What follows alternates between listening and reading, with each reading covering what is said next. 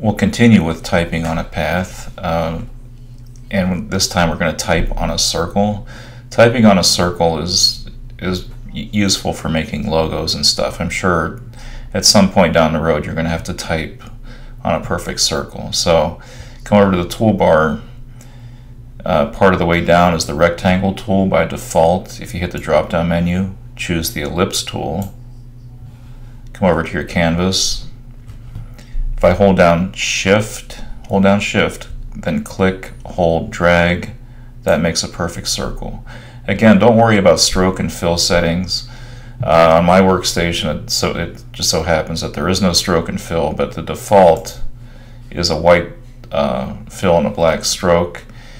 As we did in the previous video, whenever I enable type on a path, the stroke and fill disappears and it becomes a path. So just like we did previously for this type on a path, come over to the drop down menu, the capital letter T, choose type on a path tool. When I hover over my newly created circle, I can start anywhere. Let me start right on as close as I can, right to the horizontal boundary there, the anchor point I mean. And let me type on, let's see, circle. Typing is fun. Okay. And here's a nice teaching moment. I made a capital I when I wanted a lowercase. I can just cursor back there and edit that nice and neat. Very cool.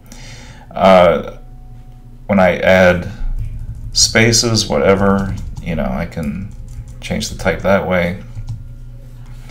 The best way to do this is if I want to change the positioning of this, enable the selection tool, the black arrow. I can see the bounding box.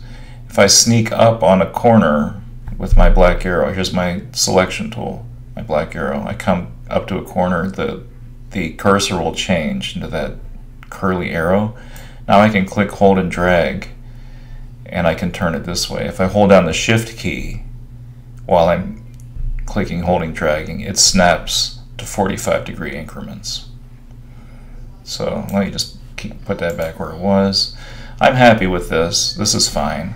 So I want to see typing on a curvy path, typing on a perfect circle. Whenever you have your copy edited where you want it and you have things where you want it, and I'm not looking for perfection here, I just want to see that you have the skill set to do this stuff.